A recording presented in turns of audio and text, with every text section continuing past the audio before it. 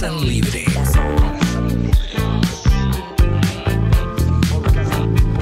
Coordina Juan Lafite.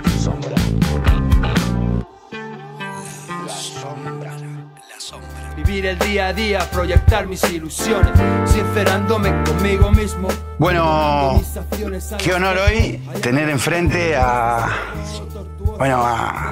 una persona que me forjó como operador terapéutico. Yo perdí mi bar en un momento en la pandemia, perdí mi bar en el 2020 y había terminado el curso de operador terapéutico. Me había ido a laburar a una cárcel y de pronto sonó el celular, me llamó el Toti y me dijo: tenés tu primer paciente, Juan. Yo ya había terminado las pasantías y entonces me tomé un bondi, me acuerdo, un bondi larguísimo, con unos nervios bravísimos. Me bajé en el otro Ser Libre allá en Río Branco y me quedé en una sala esperando a mi primer paciente. Y bueno, y ahí llegó un tipo de mi edad, con su mirada desconfiada, pero esperanzada. Se sentó en una silla enfrente a mí y me dijo: un gusto, decime, ¿qué es lo que tengo que hacer? Me dijo. ¿Te acordás de ese día? Bienvenido, Andrés, bienvenido. ¿Cómo estás vos? Muchas gracias, Juan, por la invitación. Lo tengo bien presente ese día. Ya pasaron algunos años de eso. Sí. Pero sí, y me acuerdo también en el momento de que me senté por primera vez allá en donde era antes Ser Libre. No podías detener las piernas, ¿te acordás? La piernita que iba y venía, y los nervios, ese cosquilleo en la panza. Sí. Claro, yo terminé en un lugar donde siempre dije que no iba a terminar. Mirá. Y viste que esa negación típica, que esto obviamente lo aprendí después. Claro. De decir, esto a mí no me va a pasar. Yo no voy a terminar como vi que terminaron otros, pero finalmente me pasó. Un día me desperté en un centro de salud mental. Y tuviste suerte, ¿no? Porque hay otras terminales que son bravísimas, ¿no? El cementerio es una de ellas, que es la gran terminal, o en la cárcel, ¿no? Y bueno, quedaste en la mejorcita de las tres, ¿no? Lo crudo que es la adicción, que un centro de salud mental es la mejor. Llegaste a Ser Libre, te trajeron otros terapeutas, estuviste ahí, me dijiste esa frase que nunca me voy a olvidar. Yo creo que fuiste el único paciente en mi vida que se sentó con tanta seguridad y me dijo: ¿qué es lo que tengo que hacer? Decime qué es lo que tengo que hacer, que yo lo hago. Yo no sé si me lo dijiste para zafar o si me lo dijiste porque estabas totalmente convencido. Hasta el día de hoy me pregunto eso. Lo que sí sé es que te pusiste a hacer lo que te pedí. No me acuerdo si te lo dije para zafar o no. Seguramente en aquel momento sí te lo dije para zafar y para calmar las aguas. Sí. De toda la gente que había estado... Típico, ¿no? De este rubro. Que había estado atrás. Después, cuando empecé a trabajar de esto, me di cuenta que eso es cosa de todos los días, cuando llega un paciente por primera vez. Tal cual. Pero bueno, después me fui dando cuenta de determinadas cosas, ¿no? Recuerdo que hablamos del deporte al toque, me dijiste que te gustaba mucho el fútbol, terrible jugar. Tengo un jugador de fútbol enfrente en este momento, la Gacela le puse, tiene una zancada y una gambeta, todo tiene. Pero me acuerdo un fútbol 5 que casi me tirás con algo por la cabeza. Sí, sí. Y bueno, yo estoy viejo, pero soy mañoso. La realidad es que con el deporte arrancaste bien ahí, porque fue tu ancla, ¿no? Lo hacías en carrera y cuando te sacaron el chupete era lo que te quedaba, ¿no? Para hacer. Lo empezaste a meter al deporte. Eso es lo primero que recuerdo. Vos acá tenés que hacer mucho deporte y después espacios terapéuticos. Y lo hiciste, fuiste con la psicóloga, fuiste con otro operador que es un crack, Mario, que es otro estilo diferente. Tuviste una pluralidad en la recuperación que te hizo re bien, ¿eh? Estaba Francisco también allá. Bien. Y te adaptaste muy bien, ¿eh? ¿Vos acordás los primeros meses? ¿Cómo lo viviste? ¿Qué te pasó? ¿Qué sentías? ¿Te acordás de algo de eso? Bueno... Las limitantes, ¿no? Que te digan, ¿podés, no podés? Me acuerdo... Recuerdo llegar a medio camino un día sábado, que el psiquiatra me derivó para ahí, o me derivó para acá y ahí me mandaron para ahí. Ahí va. Eso no lo recuerdo bien. Ya no importa ahora igual. Y yo me acuerdo que estaba Mario ahí. y le digo, es bastante gracioso porque todas las cosas que yo decía son las mismas, quizás pueda cambiar alguna palabra, que dice la gente que llega por primera vez. Es increíble, ¿no? es increíble. Es realmente increíble. Le digo, yo voy a estar un mes acá y me voy. Claro. La negociación de una. Era una negociación que yo la tenía instalada. O sea, yo no sabía lo que estaba haciendo. Pero yo viví más de 2 décadas de mi vida de esa manera. Claro. Y también un poco por el trabajo que yo tenía, como que lidiaba con determinada gente. Y bueno, conseguía las cosas que quería. Y entonces como que lo tenía instalado. Y me agarra Mario y me dice, mirá, un mes no existe, me dice. Así que quédate tranquilo. Y ahí, como vi que por ahí ya no iba la mano, pues al mismo tiempo de que lo intenté hacer me di cuenta rápido de que no era muy fácil ahí el tema de buscar la filtración. Tal cual. No era fácil. Se podía hacer, pero no era fácil. Digo, bueno, entonces yo acá tengo que jugar al fútbol, le digo. Y justo los sábados, en aquel lugar, nos llevaban a jugar al fútbol a una canchita que había, que creo que estuvimos. Sí, estuvimos ahí, sesionamos ahí una vuelta. Y me dice, bueno, ¿querés jugar al fútbol? Ahora en 2 horas viene un profe y te lleva a jugar al fútbol. Y ahí como que fue como mi puerta de entrada, ¿viste? Claro. Porque, claro, uno piensa en una internación y dice, acá no voy a poder salir nunca más, acá me van a trancar acá, allá.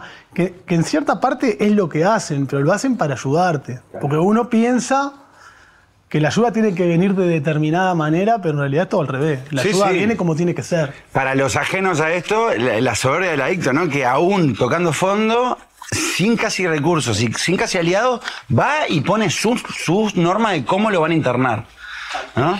Y es tremendo, es tremendo. Y los que estamos afuera, que ya pasamos un proceso similar, en mi caso, que me tuve que armar a fuerza, que no tuve la suerte la suerte, porque también la realidad es que frenar la moto 3 meses y estabilizarse, siempre digo lo mismo. Ojalá hubiera podido. Yo tenía que laburar de noche, irme de mañana a los grupos. Pero me acuerdo clarito cómo vos agarraste el deporte por lo bueno. Me dijiste, no, puedo jugar al fútbol, que me decías en las sesiones que venías una vez por semana, ¿no? Después te ibas allá, que cuando te fui a visitar, por favor. Yo era mi primer paciente, te sesionaba contigo y un día me fui hasta allá a ver cómo estabas, a conocer la casa donde estabas. Y claro, yo nací en Positos, en un penthouse, ¿viste? Y siempre fui un loco igual de clase media. Y cuando me fui a vivir solo, de clase media tirando baja, pero con mamá y surtidito y con mis chetadas, llamémosle, ¿viste? Y cuando fui a la Aguada y fui a la casa donde estaba Andrés, llegué y vi una pluralidad en el ambiente bestial, una casa de medio camino, que es una casa que la mantienen adictos, tampoco es que es un palacio francés, y que es como tiene que ser, con una biblioteca, Le dije, muchacho, ¿cómo aguanta acá de a 4 o 5 adentro de una habitación? Y Andrés estaba mucho más tranquilo que yo, vos, con poco tiempo limpio. Y te vi bien, vos, te vi que habías hecho con esa postura que destaco siempre de vos, ¿no? De Juan, ¿qué hay que hacer, viste? Yo siempre rezo, cuando rezo no, porque no soy creyente, pero siempre cuando me toca un paciente nuevo ahora, espero que tenga esa actitud, viste, de que entienda lo que le está pasando por lo menos un poco y que por favor me diga, bueno, ¿qué tengo que hacer? Y ahí después que me negocie, capaz, esto sí, esto no, esto un poquito. Capaz, por lo menos primero escuche. Por lo menos, loco. La docilidad, ¿no? Del adicto, que por algo el porcentaje de recuperación en un año es bajo, ¿no? Porque la gente no está dispuesta a hacer lo que los técnicos le pedimos. Pero vos eras mi primer paciente, aparte. Entonces yo tenía que aprender contigo, ¿viste? Y te fui a ver ahí, estabas bien vos. ¿Qué es lo que te fue convenciendo en esos primeros días de la lejanía de tus hijos? ¿Qué fue lo que te pasó vos?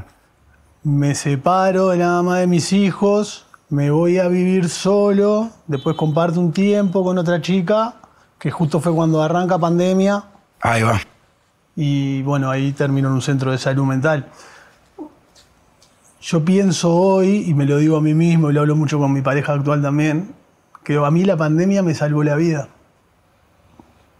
porque si no hubiera estado la pandemia, yo hubiera seguido en ese estilo de vida. Claro. Porque yo, en el trabajo que tenía, lo podía manejar, iba a un club todos los días, religiosamente, más allá del consumo que también estaba.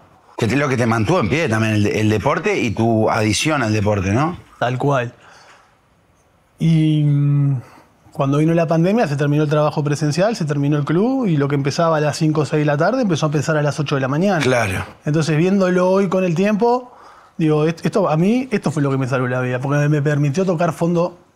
Yo ya había tocado otros fondos, ¿no? Y ahí está todo el tema de los fondos. Si los fondos tienen que ser, todos son fondos hondos, por decirlo de alguna manera, o hay otros fondos más Exacto. arriba, por decirlo de alguna manera. Yo los fondos de esos por arriba los toqué todos. Y los indicadores los vi. Lo que pasa es que era más fuerte. Pujaba más, obvio. Era más fuerte. Nos pasa a todos. Para mí estar 2 o 3 días sin consumir ya era estar limpio. Claro. Y Pero estoy claro, bien. era todo dentro del contexto que uno vivía, donde la distorsión del razonamiento es aguda, ¿viste? Claro, porque cognitivamente te empezó a conquistar y ya escala, ¿viste? A la fase psíquica, porque esto tiene fases, ¿no?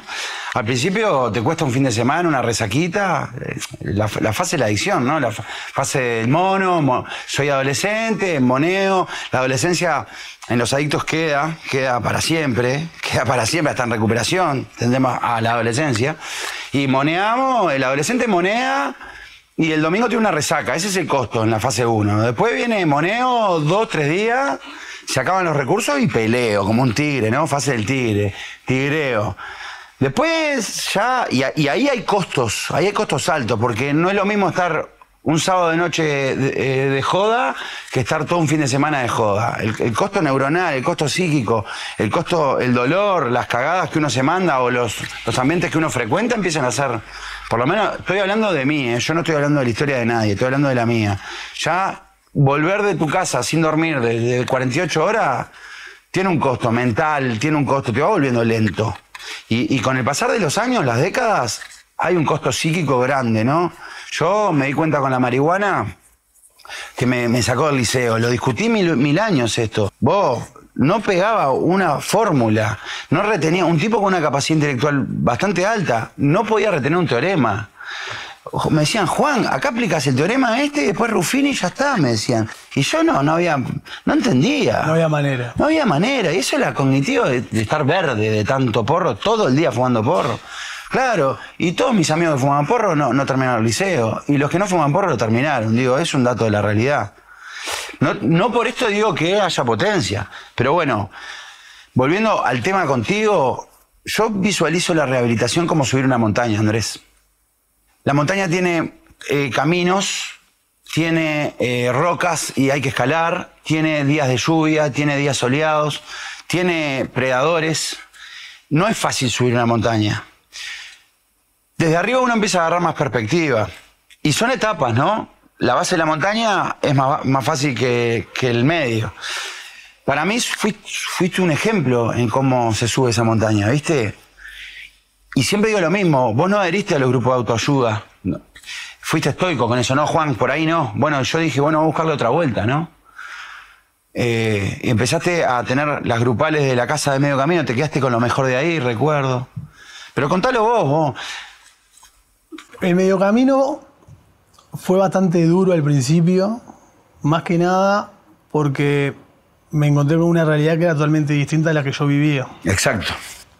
Me encontré con gente que, si bien uno cuando está en el ambiente de la noche, de la droga, lo conoce, y supe también nadar bien en esas aguas. Sí.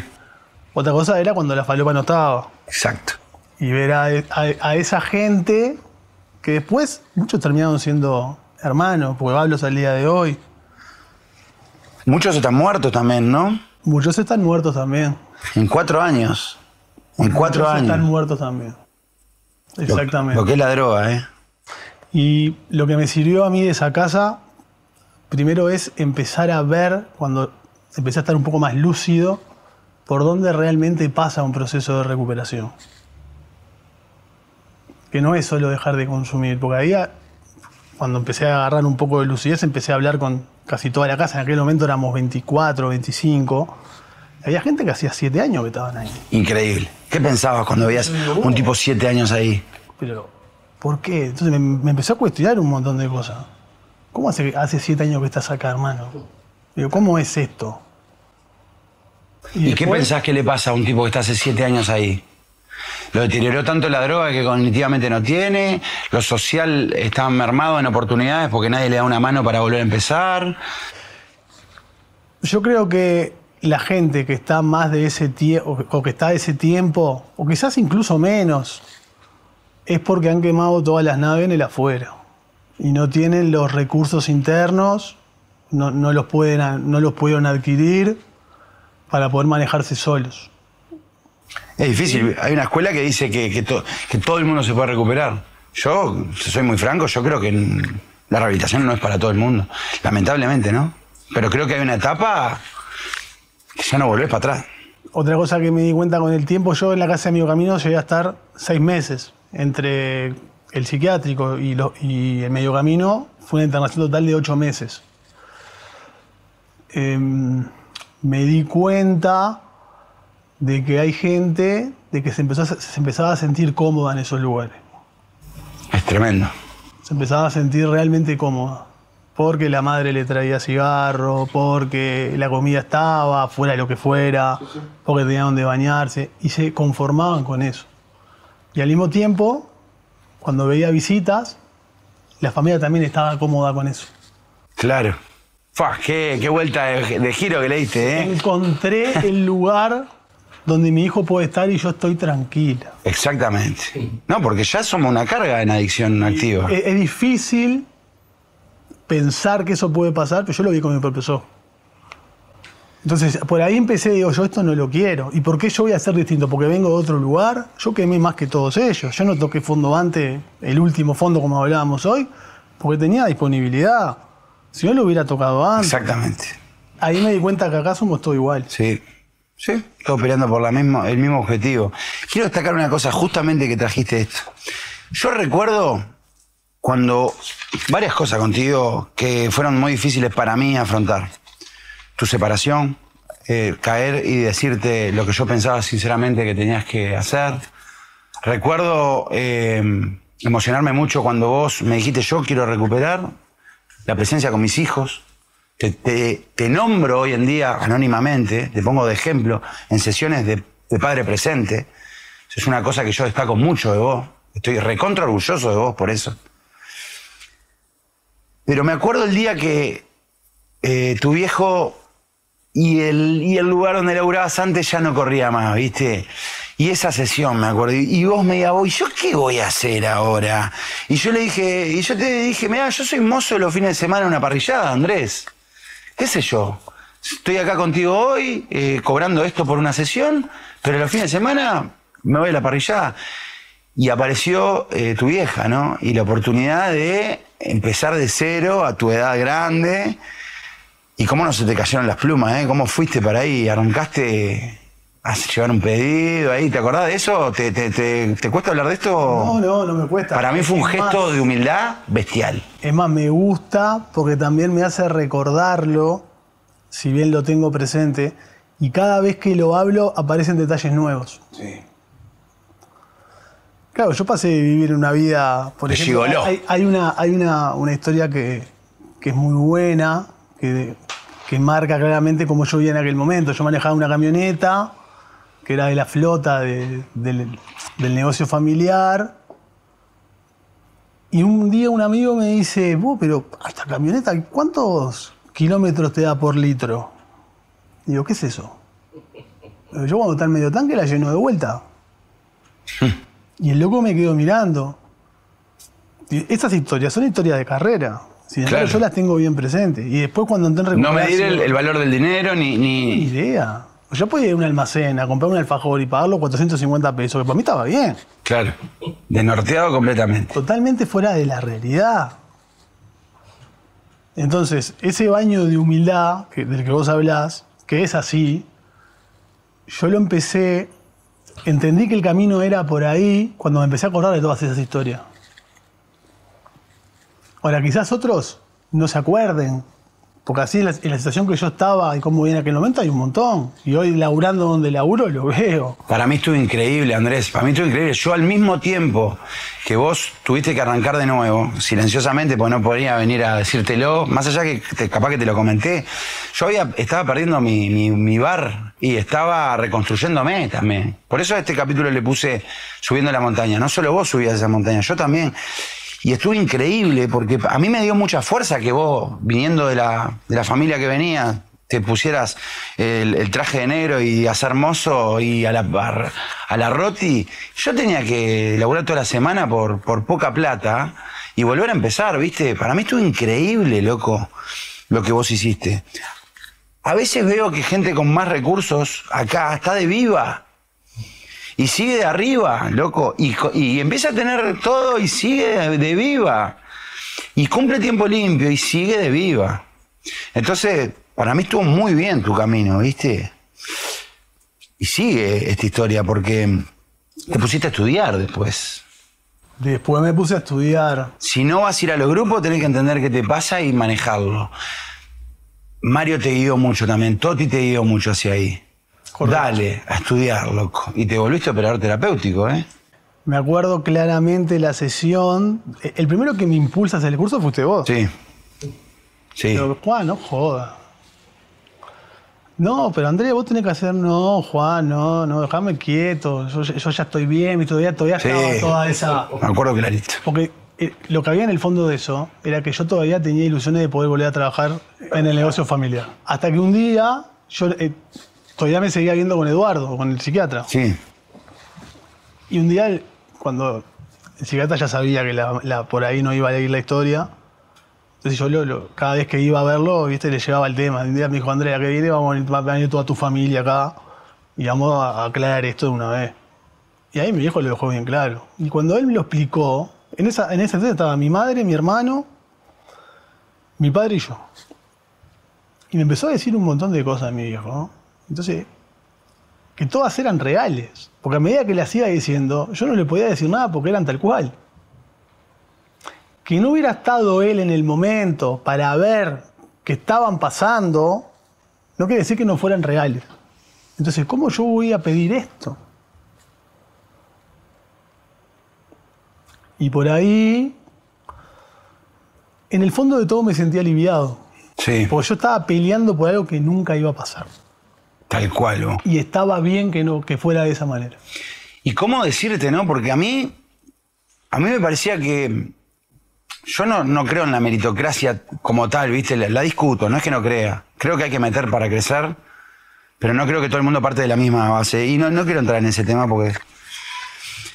Pero realmente, en algunos casos, volver a arrancar... la veo difícil, ¿viste? Yo le planteo a 100 casos. Es como cuando juega Nacional o Peñarol contra un cuadro chico. El cuadro chico le puede ganar al cuadro grande, pero seguramente pierda de 10 partidos. En esto de volver a empezar y recibir un no rotundo como es vos, no vas a pertenecer más a este mundo, ganátelo. Yo no sé cuánta gente lo hace, ¿viste? Yo no sé cuánta gente lo hace, pero sé cómo la gente lo debe hacer. Me lo enseñó tu caso. Y vamos una vez más al hacer caso, ¿viste? Y al rodearte con gente sobria, que haya vivido un poco lo mismo, ¿no? La rehabilitación se trata de subir la montaña, cualquiera. Y todo el mundo sube montañas en su vida. Cuando tus hijos eran chicos, vos tuviste que ir aprendiendo a ser padre. Y subir una montaña. Cuando uno está en la escuela, tiene que subir una montaña. Yo siempre hablo del cofre, el cofre con las medallas, ¿no? Sí. Todo ser humano tiene un cofre lleno de medallas, ¿viste? Todo ser humano tiene un cofre lleno de medallas. Y son todas las cosas difíciles que lograste. Cuando viene un desafío nuevo, abrilo y miralo. Vos pude con esto, pude con esto y pude con esto. ¿Por qué no voy a poder? Pero la verdad que en este rubro, después ya de trillar años, me doy cuenta que es muy difícil, vos.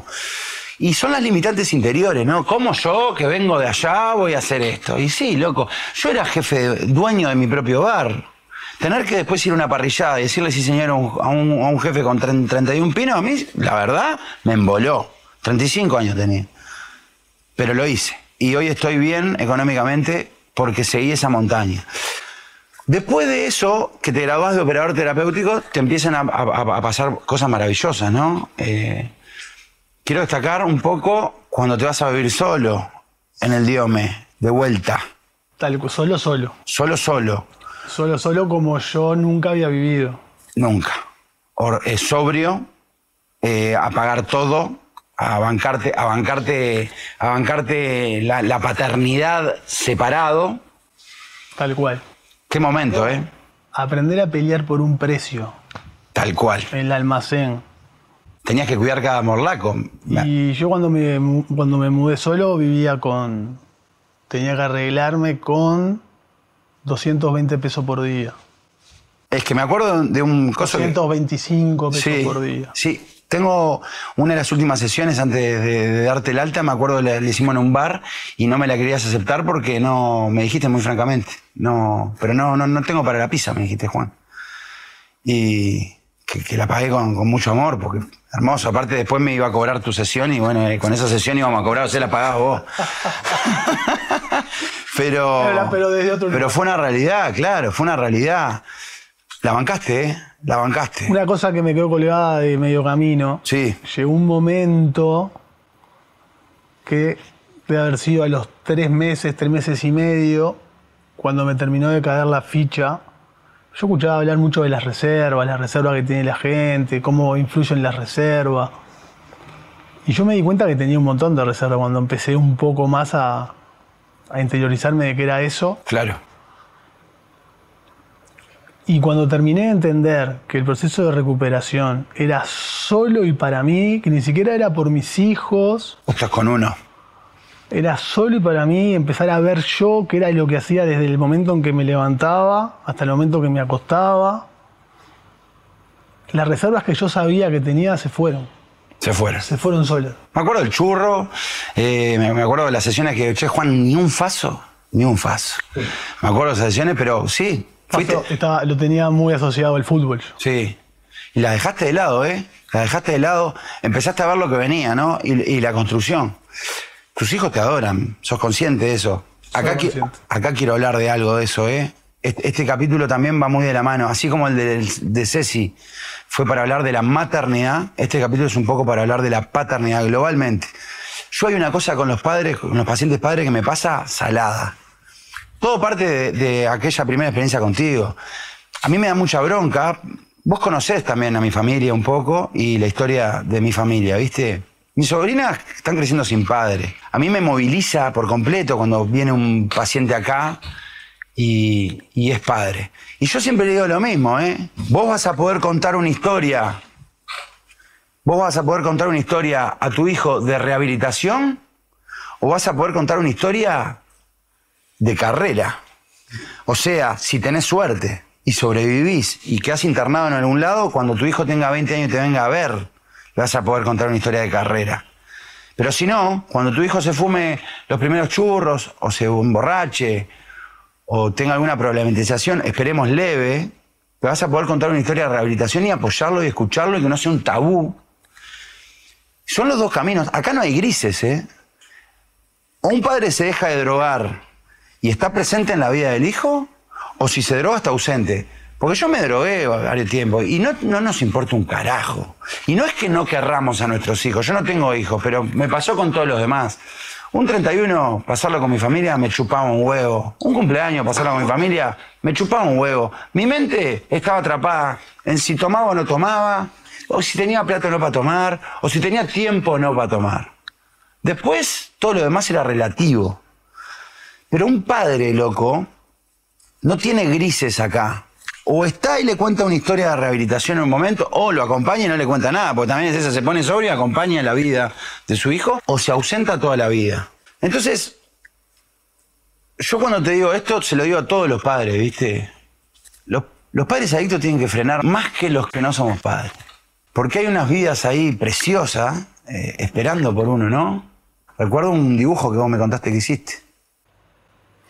Un dibujo que hice, esto me lo cuenta mi padre, en algún momento de mi adolescencia. Me dice, Andrés, una vez te pidieron en la escuela que dibujes cómo veías a tu padre. Esto me lo cuenta él mismo, ¿no? Y lo quedé mirando. Me dice, ¿sabés lo que dibujaste? No. Una puerta, una persona con un maletín en la mano. Todo el tiempo yéndose. A su vez, esto ya después de que yo salí de la internación y ya estaba viviendo solo, un día fui a comer a la casa de mi viejo y mi viejo me empezó a hablar de su padre. Mi abuelo que yo nunca conocí. Que fallece cuando mi viejo era muy jovencito. Te hablo, si no estoy errado, 9, 10, 11 años. Y me dice, yo cuando quiero hablar con mi viejo, me siento, me dice, lo saco de adentro mío y lo pongo adelante mío. Y empezamos a conversar. Ya cuando no me gusta lo que me está diciendo, lo guardo rápido de vuelta. Brutal. Y me impactó en el medio de la cabeza. Si bien en el momento él capaz que no pudo haber percibido, o capaz que sí, y él se dio cuenta que yo ya estaba como apto, o quizás él quería que yo estuviera apto para entender eso, el mensaje que dejan esas palabras. Exacto. Son cosas que yo no me voy a olvidar nunca más. ¿Cómo has crecido, loco, eh? ¿Cómo has crecido? Yo estoy en una etapa ahora yendo a la psicóloga hablando de esto mismo, ¿viste? Estoy harto de adjudicarle mis problemas a mis padres. Estoy harto. Me quiero responsabilizar, ¿viste? Yo los adoro a mis padres, a mi familia en general. Ya está. ¿Hasta cuándo voy a estar echándole la culpa de... y no viendo lo que me dejaron para crecer también? Porque las aptitudes que a vos y que a mí nos sacaron de la droga nos las dejaron ellos también. Correcto. Entonces, correcto. ¿Hasta cuándo vos? ¿Hasta cuándo usar funcionalmente lo que me sirve para el dolor y no para la virtud? ¿No? Eso, yo estoy en esa etapa hoy de mi rehabilitación. Estoy hablando de eso. Estoy compartiendo con mi padre, me encuentro con él. Disfruto estar con él. Con mi madre lo mismo. ¿Qué pensás cuando te digo esto, Andrés? ¿Estás en una etapa con tu viejo como podés? ¿Ya pasó esa tormenta del hombre que se va? ¿Está tu padre hoy? Esa tormenta pasó. Yo cada vez que me junto con mi viejo, me pasa como cuando me junto con algún amigo que es de la infancia, que hace mucho tiempo que no nos vemos, pero cuando nos juntamos y empezamos a conversar, es como que el tiempo no hubiera pasado. Sí, también. Me pasa lo mismo. Y Mirá. las conversaciones con mi padre, tanto con mi padre como con mi madre, hoy pasan por otro lado, ¿no? Tu vieja divina también. Por otro lado. Tu vieja divina, divina. Le tengo que aceptar una comida que nunca fui. Me acuerdo. Pero qué honor que me haya invitado, ¿eh? Decirle a Juancito que venga a comer, me dice. Y yo, no, tiene mucho trabajo, muchos pacientes. Somos un montón que estamos en la vuelta. La quiero mucho, me agradeció mucho el laburo. Tu viejo también. Y lo hiciste más que nada vos. Quiero seguir con una cosa. Pará, con respecto a eso, Juan. Sí. El laburo lo hice yo, pero vos me guiaste bien. Fueron mis primeras armas. Y yo me sentí cómodo también. Capaz que al principio era porque no me quedaba otra, pero ¿hasta cuándo no me queda otra? Yo lo veo ahora trabajando de esto. Es difícil, ¿eh? Va, llegan el ojo 3, 4 veces y no, ya no me gusta porque mira lo que me dijo, Exacto. porque este no me entiende. O sea, todo pasa por él, por el paciente, que yo fui en aquel momento, o los que ahora son pacientes. Sí, señor. No me entiende porque yo, ¿no? Vos tenés que salir de vos. Totalmente. Es un huevo, ¿eh?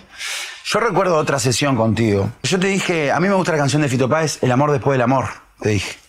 Porque siempre viene un amor más grande cuando uno suelta el amor. O sea, siempre viene un amor después del amor. El amor de tus hijos está por encima del amor de pareja. Las parejas que se separan tienen que saber cuidarse mucho porque son los padres de los hijos. Por ejemplo, si yo le hago mal a mi expareja, le hago mal a mis hijos. Y después encima, si yo estoy mal y enojado con el amor del pasado, no puedo estar para amar un futuro amor. Todo eso se fue construyendo en la vida tuya, en mi vida también. ¿Cómo cuando te cuento esto, qué sentís? ¿Qué pensás? Yo cuando salí de la internación y me puse a vivir solo, primero los gurises los podía ver un rato, después la madre accede a que pasen alguna noche conmigo, y ya después, avanzados los meses, ya teníamos no la mitad del tiempo cada uno, pero sí estaba esa llamadita o esa, che, llamen a ver cómo están los gurises, que de momento jode, pero también se entiende. Entonces, cuando acá yo escuchaba mucho, Andrés, hay un montón de cosas que te vas a tener que fumar la mecha durante un tiempo, me tuve que fumar la mecha durante un tiempo, hasta que después eso se acabó. Se terminó. Mis hijos me decían, papá, yo quiero estar acá, quiero estar la mitad del tiempo contigo y la mitad del tiempo con mi madre. Exacto. Y después viene una relación muy linda, ¿no? En tu vida. Y un presente muy lindo. Por lo menos yo quiero llegar a este presente porque otra vez también yo trabajo ¿Estás involucrado? Estoy involucrado. Trabajo en una cárcel de menores, ¿viste? Que ahora volví, pero que en un momento mucha muerte. En la cárcel de menores hay mucha muerte. Justo anteayer balearon a uno de los chiquilines que yo trabajé, que lo quería mucho, escribí un cuento sobre él. Y un día vos me ves ahí ya como amigos y me viste mal y me dijiste, vos, yo tengo un proyecto, Juancito. Me gustaría que vengas a ese proyecto. Para mí fue un honor, Para mí fue un honor. Si bien no... Creo que me fundí yo el carburador, creo que hay una mea culpa ahí. Creo que iba como me dijo uno de los internados de esa misma clínica, me dijo, sos un tornado, loco, cuando venís, me dijo, sos un tornado. Algo que me enorgullece, pero me fundí el carburador, ¿viste? Días libres yéndolo a buscar para que vayan a los grupos, guardias largas, primeras veces que aprendía todo eso, un público elevado, ¿no? De poder adquisitivo, que es difícil entrarle también. Pero me acuerdo el día que vos, con mucho amor, viniste a buscarme, ¿viste? Me viste fundido en la cárcel y me dijiste, vos, ¿por qué no te venís a laburar conmigo? Que tengo este emprendimiento, una clínica que sponsorea este podcast, que estamos muy orgullosos y muy felices, donde me forjé como operador, donde aprendí a ser monitor, operador, polifuncional, guardias nocturnas, donde tuve contacto con gente en esa posición que yo no había conocido, ¿no? Internada durante 2-3 meses, que es difícil. Impresionante la casa, que yo siempre digo lo mismo, digo, ojalá hubiera podido tener esa oportunidad para parar. Bueno, ¿cómo fue esa experiencia, Andrés? Poner la clínica, graduarte como operador, dejarte de drogar, graduarte como operador, poner la clínica, tener un buen equipo, que formaste un año, yo creo que fue el mejor equipo que vi en acción, adentro de un centro de rehabilitación. Mario para mí es un clase A, estaba el Toti, estaba yo, humildemente hablando, pero que tengo mi trayectoria y mi potencia. Llevaste mujeres con potencia también, con trayectoria, psiquiatra de primera, psicólogo de primera. ¿Cómo te sentís vos? Te felicito también por eso. Estás ayudando a mucha gente, loco. Mucha gente. Hay gente hoy en día, Cáncer Libre, que pasó por ahí y que la veo muy bien, con una base impresionante. Y no es porque sponsorees esto, porque seas mi amigo, que lo digo porque los resultados que se han dado con esa generación, después yo ya me alejé y ahora voy a empezar a ver los frutos de las siguientes camadas. El Gonza también laburando ahí con el personal trainer y haciendo los grupos. Los operadores que trabajan ahí. Andy, no, pero tenés un equipazo porque... Todos son operadores. Seba. Incluso antes que yo. Claro. Mucho antes que yo. Armaste un Dream Team. Era gente que trabajaba acá. Sí, pero bueno, pagás bien, tratás bien, sos un buen jefe, loco. Es un trabajo bastante complicado, Juan. Es muy duro. Una cosa es un lugar como un ambulatorio donde el paciente viene a estar un rato 3 veces por semana. Otra cosa es tener viéndolos ahí, que lidiás con todo el humor de la gente, con todos los problemas que te dejan en la cabeza. Y los pegues también, los pegues que tienen en el momento, ¿no? Las euforias. Yo qué sé, yo me acuerdo de la gente que no se quería dormir porque ver las normas, los límites, todo el tiempo reeducando gente. El tema de los límites es de lo más complejo que hay. Las familias afuera. Van a tirar de la cuerda hasta lo más chiquito. Exacto. Por momentos a mí me pasa esto, que es un tema mío que yo tengo que laburar conmigo. Hay un buen número de gente, 7 de 10, que hacen el programa completo de la internación que logran cortar el consumo y recuperan área de su vida y siguen adelante. Pero me pesa mucho más el 3 que el 7. Y sí. Y sí. Y no me deja disfrutar del 7. Que es tremendo número, ¿no? El 70%. Que es tremendo número. En los números de rehabilitación, un número así que yo lo viví y que estuve en esas estadísticas, de hecho recuerdo cuando empezamos a hablar caso por caso y cómo venía honestamente en la recuperación, es un número que es un disparate. También fue un proyecto súper potente, ¿no? Pero también esto es un experimento para que ahí es como hay que hacer las cosas, ¿viste? Poner un buen lugar, con un buen equipo, con líderes que tiendan a cuidarnos, porque nos sentíamos cuidados, y una infraestructura decente, que hubo que meterle también amor y dinero y paciencia. Hubo que meter un montón de todo eso. Claro, pero también yo siempre pienso, ¿no? Cómo los estados tienen que hacer para empezar a combatir la epidemia y la pandemia de la droga. Y bueno, tendrían que empezar a ver esos proyectos, ¿no? Y también a ver si se pueden bajar la carga tributaria, no sé, ¿viste? Eso es lo que yo pienso. El otro día me preguntó una persona del gobierno, me dijo, ¿cómo se hace, Juan? ¿Qué piques podrías decir vos? Y bueno, empiecen a investigar las casas que estén funcionando, ¿no? Los internados que estén funcionando, las clínicas que estén funcionando, y de ahí los sociólogos sacar sus conclusiones. Yo no soy sociólogo, pero te diré que tenés que tener gente bien capacitada y bien cuidada, porque la salud mental de quienes laburamos en esto pende de un hilo también. Y es tremendo, ¿no? Yo el año pasado tuve un burnout. 18 pacientes afuera, me estaba yendo bien, 18 pacientes afuera, 2 guardias ahí, y un día no lavaron 2 baños en la casa y terminé con no sé si un burnout, no sé con qué terminé. Sé que tuve que reducir mi trabajo a la mitad, porque no estaba pudiendo con todo, ¿viste? Y hay que cuidar, porque no hay tantos operadores tan potentes tampoco, porque somos adictos también, ¿no? Es difícil este rubro. Tal cual. Y la hipersensibilidad está, y el ego también está, porque te la empezás a creer, ¿no? Juan tiene podcast ahora.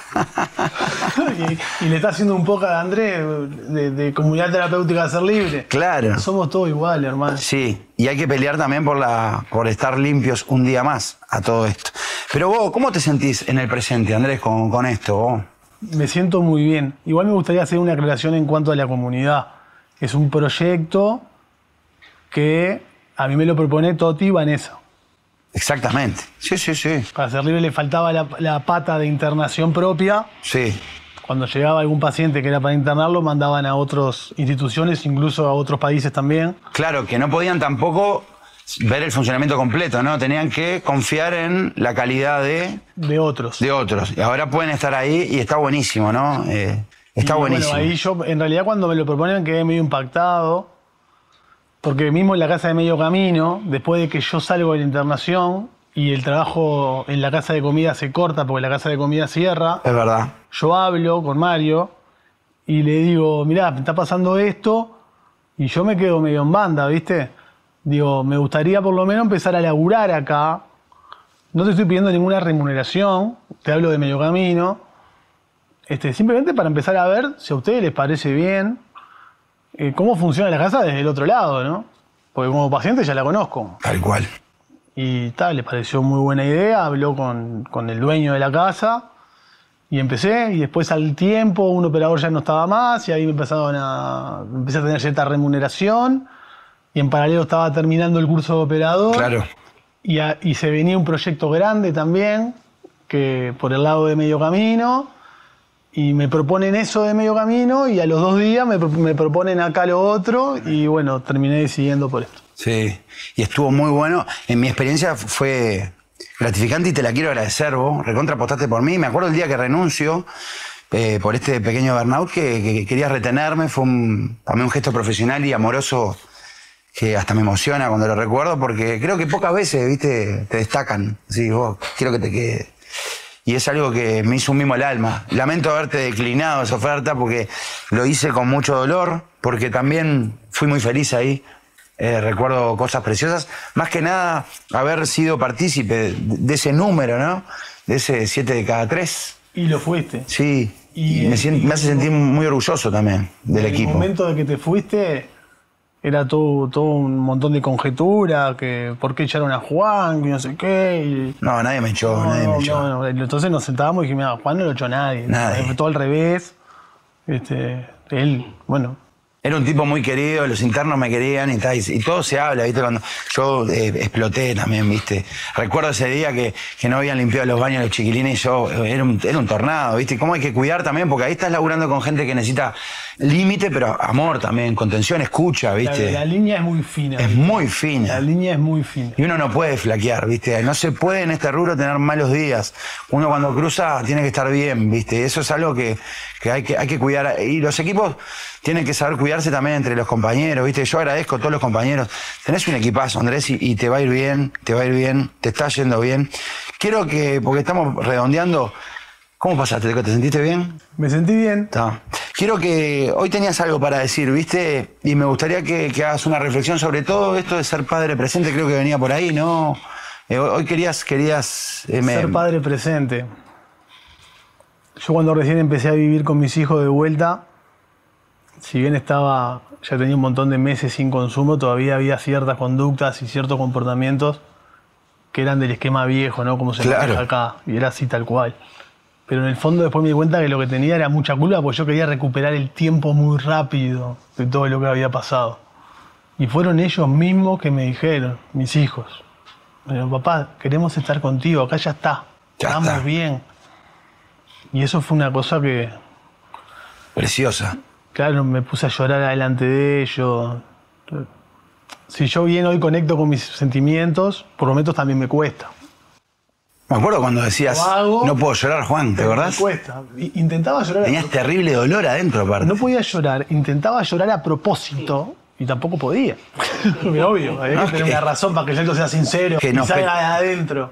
Nos petrifica los sentimientos. La vez que hubo un antes y un después de eso, que me largué en llanto llegando a mi casa, ahí de Cordón, fue al salir de una clase acá del curso, clase de apego. ¡Fua! Tremenda. Que me fui rapidito, caminando rapidito, y cuando llegué a mi casa y cerré la puerta... Explotó el volcán. Estuve como 3 horas tirado en la cama. Llorando y recordando. Claro. Llorando y recordando. Y eso, al otro día había grupo acá. Y la persona que había dado la clase era una de las que llevaba adelante el grupo. Y le comenté. Y me sacó para un costado y me dijo, ¿querés entrar al grupo o no? Le digo, no, sí, ahora estoy bien, le digo, pero me pasó esto, ¿viste? Y empecé a recordar un montón de cosas. Y después se me han dado cosas, por ejemplo, yo con mis hijos hablo de drogas todo el tiempo. Claro. O sea, no estoy con un megáfono hablando de droga. Por aparte, Juan Manuel tiene 15 años y Isabela tiene 11. Yo empecé a consumir a los 14. No quiere decir que no, pero a vaya a pasar lo mismo. Pero lo veo... En los liceos lo ignoran esto, ¿eh? Totalmente. Una cripto, un profesor, es tabú. Hay leyes que penalizan esas cosas. Totalmente. No hay operadores terapéuticos en los liceos. Hace poco, te hablo 6, 7 meses atrás, fui a una reunión de padres y una madre pregunta, che, ¿acá el tema del consumo de sustancias no se toca? Todo el mundo en silencio, la gente que llevaba adelante la reunión en silencio. Sí, allá por tercero o cuarto de liceo ahí viene un psicólogo y habla de unas cosas. Un taller hacen en los liceos. Un taller de un día, Andrés. Yo Andrés. tenía ganas de levantarme y decir, mira, yo me empecé a drogar en este liceo y mi hijo viene acá, pero... Exacto. Porque no hay conciencia, ¿no? Y todo arranca ahí abajo, ¿eh? Porque yo también dejé el liceo por la marihuana. Exactamente. ¿Y sabes cuántos hay? A mí me causa gracia cuando en el periodismo... Que yo recontra respeto el periodismo, ¿eh? No voy a hablar mal del periodismo. Pero a mí me pasa algo muy, muy loco, ¿no? Índice de emigración de la educación. En vez de ubicar la causa o hipótesis de la causa, por ejemplo, todo el mundo fuma marihuana, hay una puteada a tal o cual gobierno o tal o cual partido, porque tal cual legalizó, porque esto, cualquier cosa. A mí lo que genera eso es como la adicción. Hay 1000 cosas que generan la adicción. Pero si yo no dejo de drogarme y no ataco las drogas y el duelo a la droga y la saco de ahí, poco importa que yo haya sido abusado o que mi familia tal o que... Poco importa eso. Lo que importa hoy es sacar la droga. Lo mismo pasa con esto. La gente fuma mucha marihuana. No importa quién la haya traído o no. Lo que importa es qué vamos a hacer ahora. ¿Se va a hablar en el Liceo de la Marihuana? ¿Se va a decir que en el cerebro en desarrollo lo deja frito? ¿Se va a decir que te deja pensando todo el día en si tengo plata o no para el faso? Lo mismo que con la merca, ¿eh? Si tengo plata o no para fumar un porro, quién tiene el porro, y lo último que importa es agarrar el libro de historia. Lo último que importa es el teorema de Pitágoras. Lo último que importa. Es más, aburre, porque la marihuana tiene un gran componente de aperezamiento. Entonces nos embola. Se embola hacer los deberes, me embola tirar la basura y fractura la relación con los padres eso. Porque un niño tirado en el sillón todo el día con el celular hoy en día, o yo en mi época con el Super Nintendo, y un ya voy. Mi padre una vuelta me dijo, vos decime cualquier otra cosa, pero no, por favor no me digas ya voy. Yo tiro la basura. Me dijo, mi única tarea, Andrés, en casa era tirar la basura. Mi única tarea. Y no la hacía. Claro, esas cosas pasan por otro lado también. A mí me pasa eso con mi hijo hoy en día también. No, puede haber otras causas, pero seguramente si haya marihuana todo el día, sea esa. Porque capaz que hay otras adicciones también que le hacen lo mismo. La adicción a las pantallas es una de esas. Hoy en día, el faso, para mi punto de vista, es el celular.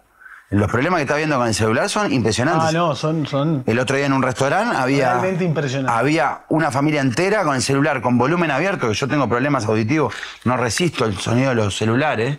4 personas con el volumen abierto, escuchando 4 cosas diferentes al lado de mi mesa. A ninguna le importaba hablar entre ellos y a ninguna le importaba el prójimo. ¿Cuál es la diferencia a estar sentado en una mesa con tu familia y estar con el teléfono acá, a estar encajado o estar fumado? Ninguna. Ninguna de las tres te deja conectar con lo que tenés que conectar. Totalmente. Es exactamente lo mismo. Totalmente. Pero de esto no se habla, ¿eh? Es exactamente lo mismo. Los periodistas en la tele no lo hablan. Hay un programa de 10 minutos de un invitado que habla del problema con las pantallas. Pero no se habla de esto seriamente. No hay políticas de esto. No hay. Vos. A mí me preocupa un poco el tema de consumo de drogas. Una vuelta estaba viendo una charla entre 2 periodistas consagrados de la televisión uruguaya y uno le dijo al otro, yo no sé si el tema del narcotráfico tiene solución, pero sí sé que yo no voy a comprar un gramito y voy a apoyar ese negocio. Porque después cuando mi hijo se acerque la droga a mi hijo, yo voy a poder haber dicho, no contribuí a este negocio. Y creo que eso tiene que ser pensamiento en nuestra mente. Te felicito, Andrés, por haber cambiado rumbo y por haber subido la montaña. Te quiero mucho. Muchas gracias, Juan. Sabés que yo también. Y me quedó una cosa pendiente en cuanto a mis hijos. Tu espacio. Una vuelta estábamos lo fui a buscar a la casa de la madre y venía Juan Manuel adelante y Isabel atrás y era en Ciudad Vieja. Paramos en un semáforo y venía una persona de frente caminando así, zombie total. Y lo miro a Juan Manuel y Juan Manuel lo empieza a mirar, ¿viste? Hasta que se le va de la visual. Y cuando lo deja de mirar, yo me hago el que no lo estaba viendo a Juan Manuel. A ver qué decía. 2 cuadras más adelante me dice, ¿viste esa persona? Digo, sí, un par de cuadras atrás, sí. ¿Qué le pasaba? Me dice, ¿eso es fumar pasta base? Me dice. Le digo, sí, exactamente, eso es fumar pasta base. Seguimos en silencio, seguimos manejando. 2 cuadras más adelante me dice, papi, la droga no discrimina a nadie. Lo quedé mirando. Digo, ¿cómo? Me dice, odia a todos por igual. ¡Pah! ¡Qué frase que mandó, eh! La droga no discrimina a nadie, odia a todos por igual. Tal cual. En ese momento Juan Manuel tenía 13 años. Un intelectual, ¿eh? Porque la verdad que le dio de punta a punta. Qué crack. Cuando pueda, es una frase que voy a poner en la comunidad. Creo haber escuchado esta historia una vuelta que me dijiste. Yo se la comenté a Toti. Estaría hermoso. Y estaría hermoso que esos tipos de charlas se den, loco. Porque el fondo de cualquiera, arranque de donde arranque, es el mismo, ¿viste? Un pozo solitario, oscuro, frío, de dolor, ¿viste? Y está muy bueno subir la montaña, loco. Se ve más lindo desde arriba. Se ve más lindo. Y no hay atajos, Andrés. No hay atajos para la montaña. Hay que laburar todos los días. Hay que subirla de frente. Sí. Vamos arriba, loco. Gracias por venir. Gracias, Juan. Me respeto, paciente y fresco. Yo me respeto. Vamos arriba, yo también, loco. Qué lindo, vos. Qué lindo. La sombra.